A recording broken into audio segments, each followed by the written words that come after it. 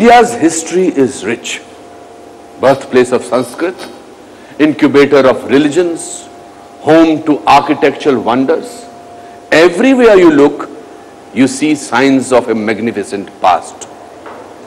Throughout this past, we have faced our shares of problems too. And if there is one thing Indians have learned to do best, is to solve problems. The Vedic period solved problems of numbers and astronomy. Sushrat Samhita solved problems of medicine. And in ancient past, Indians have solved problems of urban planning and architecture. In short, problem solving is what we do best. And the best problem we ever solved, the greatest solution we ever developed, is the one that doesn't exist at all. The problem of zero.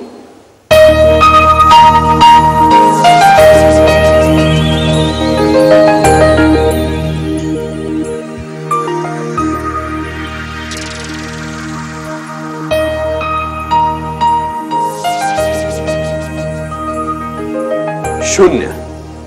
Over 1,000 years ago, Aryabhatta unleashed the power of zero for the first time. You see, before his discovery, mathematics couldn't account for the concept of zero.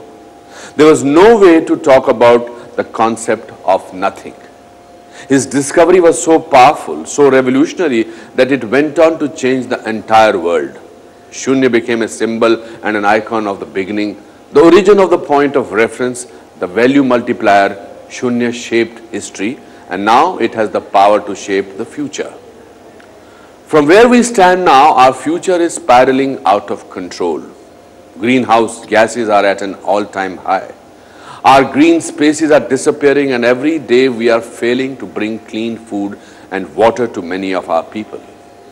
So we need to start thinking critically again about this concept of zero. Zero emissions, zero waste, zero hunger, zero devastation. Once again, 1500 years later, we need to look to the power of zero. I am at the Nehru Science Center here in Mumbai, a place that signifies innovation, the power of beliefs, and perhaps most importantly, a mission to use the power of science to overcome challenges. Today, we embark on a quest for zero. A series on Times Now in association with DuPont in search of solutions to some of the most critical problems faced by India and the world. We will meet some of the most exciting innovators who are using today's science to solve today's problems. Stay with us as we unlock the power of Shunya.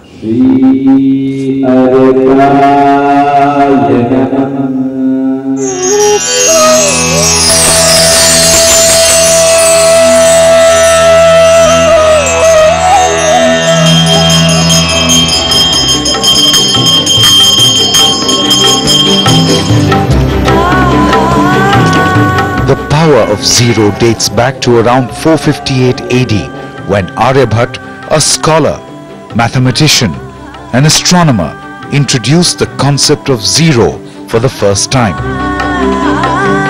The discovery unlocked the mystery and power of numbers, and the world was never quite the same. There's no doubt about it at all that Aryabhatta's understanding of the zero was very important, because it was just not an empty space, it was a place in mathematics and numerals. In that sense, it helped solve a large number of problems. And Aryabhatta went on to make other discoveries as well, but of course the Shunya has a certain metaphorical status. He brought it into a scientific framework and made it may have been part of popular usage, you know, at the ground level in a certain kind of way, but he is the person who made it a part of mathematics, something which could be proved, something which was scientific, something which was objective, something which then got picked up later on. It's not surprising that from India then this concept goes to the Arab world.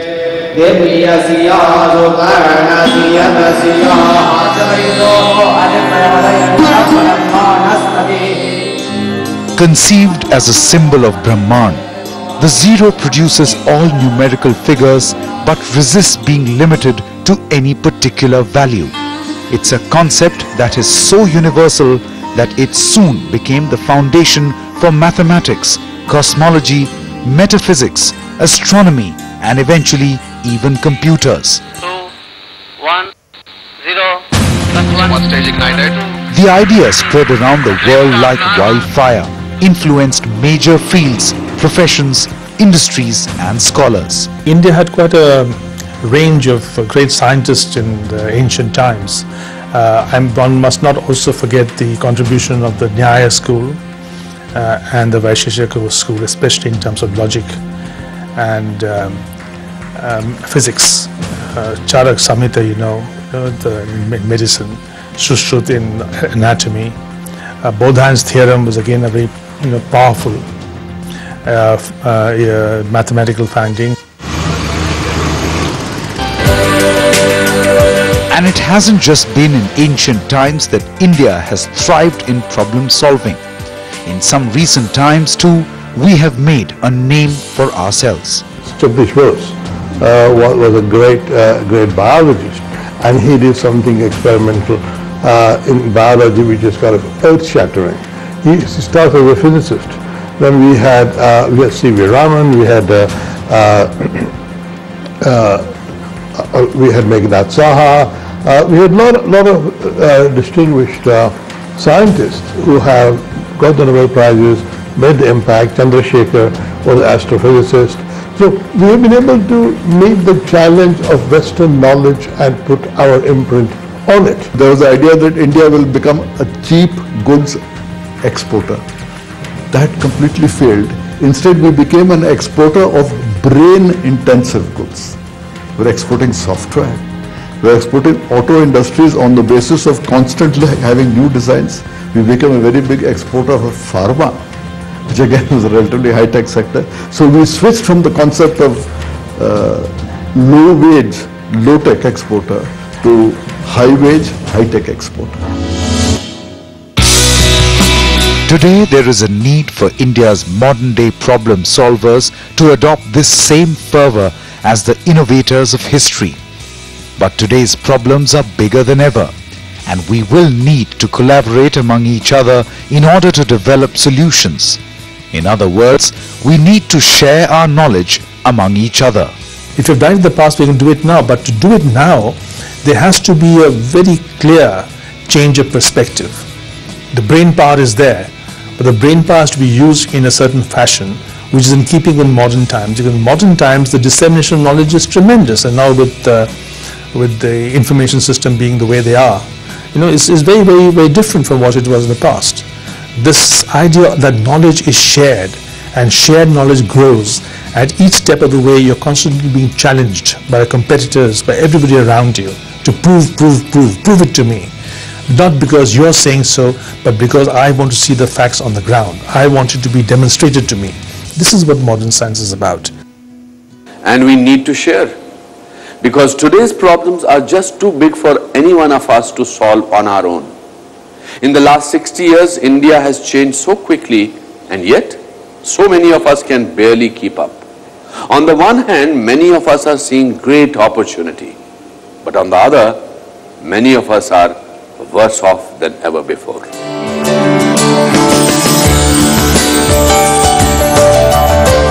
This is India's financial center, Mumbai.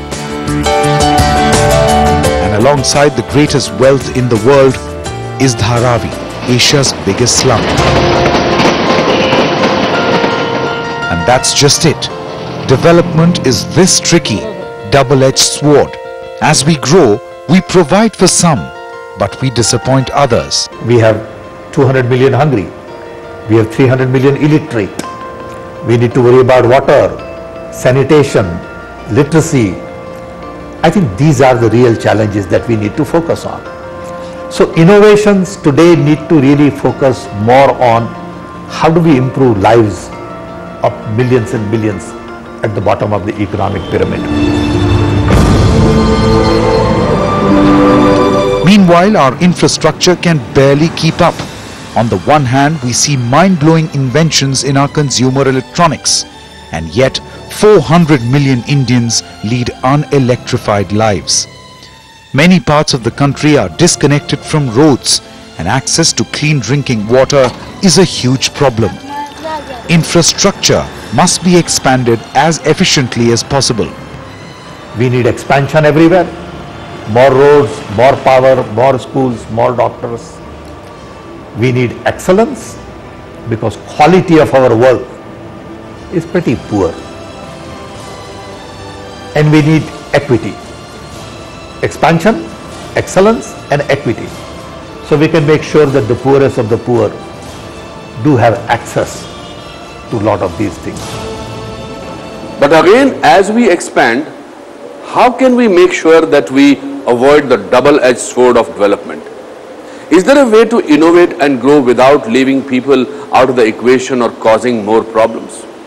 Well, one small example of how to do this may come in the most unlikely of places, in waste.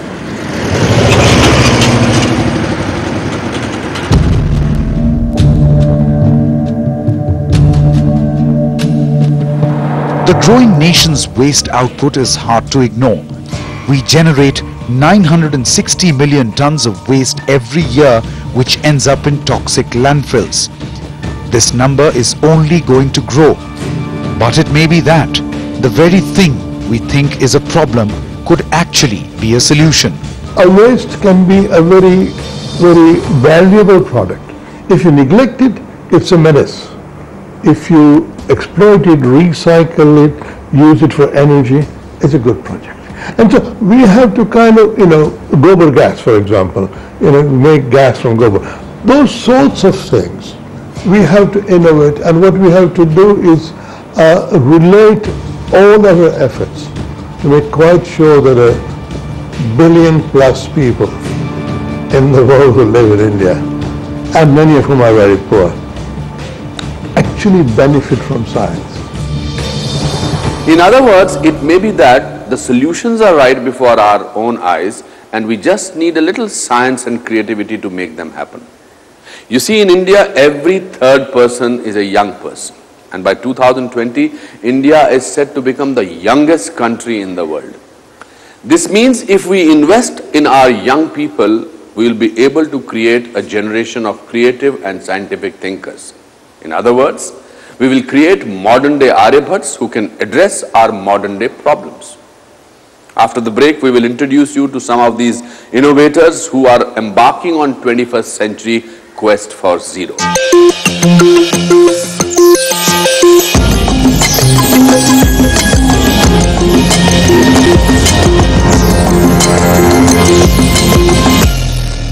As we have learned, the age we live in is dominated by both severe challenges and serious innovations. We have learned that we are at a crossroads. The time is now for a big shift in thinking. India needs to pave a new path towards zero. This series is a unique initiative by Times Now in association with DuPont. Each week, we will showcase a particular field like agriculture, nutrition, renewable energy, and healthcare. We will explore how the crises within these fields are being met by certain companies and individuals who are devising scientific solutions. We will introduce you to the modern age Aryabhats who are breaking the mold and doing their bit to make the lives of those around them better.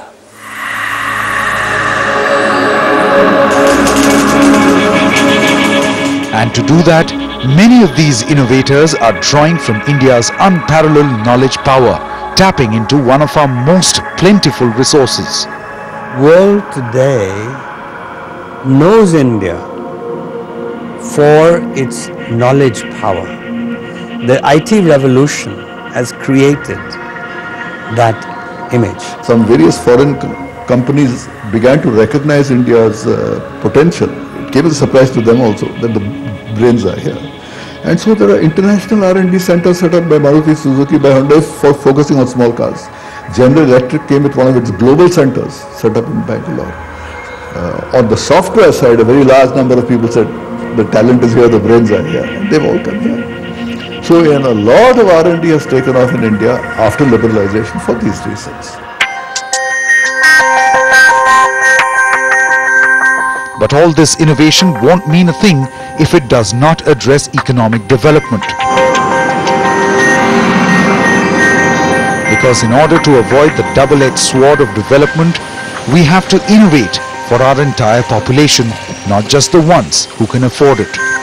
But do it now, don't do it any later. We should also, as I told you earlier, underline the importance of linking science and development with economic development. The two actually go together. And unless we see them as conjoined processes, we will not be able to help our country very much.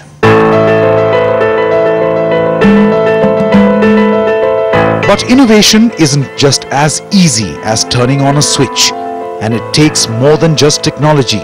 It takes courage. Courage to be different. Courage to question the status quo. Courage to go against the grain. Think for yourself, find out solutions to problems, inquire why not, rather than just accept the answer which is. And I think that is the way innovation happens. Innovation happens by not accepting what is there, and saying, no, I believe something could be better.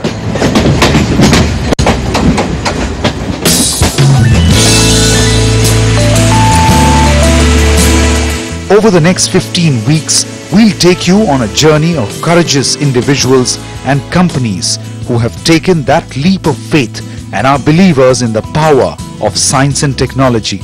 On everything from renewable energy.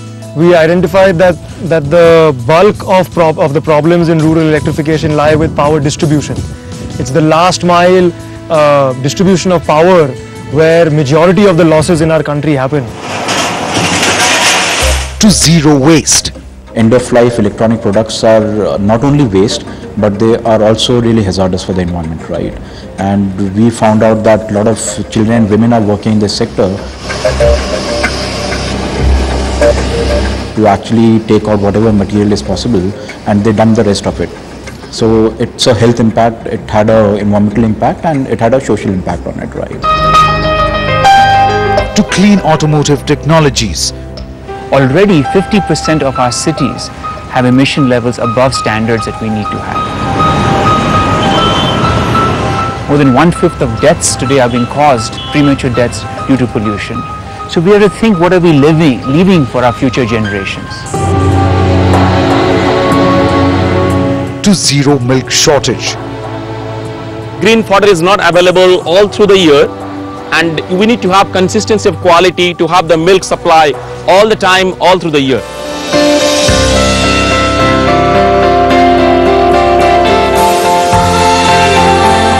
These inspiring stories will open India's eyes to how science can rediscover the power of zero in the 21st century. Very simply, the power of Shunya would mean that there should not be a single baby out there who should die needlessly.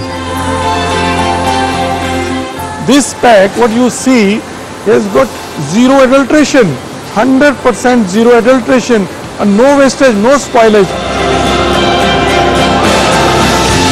Here what we aspire is lesser energy consumptions, lesser water consumption, and better efficiencies in this whole process. So our aspiration in this manufacturing unit is to have virtually zero losses. We have a firm belief that we can strive to and achieve the goal of Shunya, which is zero accidents in the workplace. Zero inspires creativity. Zero inspires improvement. Zero inspires us. For the next 15 weeks, we will walk together on this journey, on this quest, as we come face to face with some of India's brightest minds who are working together on the quest for zero. If you too have a scientific innovation that can solve some of the challenges we are facing today, you can write into us at powerofshunya13timesgroup.com. This could earn you a chance to feature on this show. Until next week then, this is Anupam Kher saying goodbye. Coming up next week on the Power of Shunya, Quest for Zero. Did you know India has the honor of being the largest producer of milk in the world? However, the amount of milk that is wasted each year is said to be equal to the total milk produced in the European Union. Next week, we bring you face to face with companies that are working towards minimizing this monumental wastage in India's dairy sector. 20min24sec.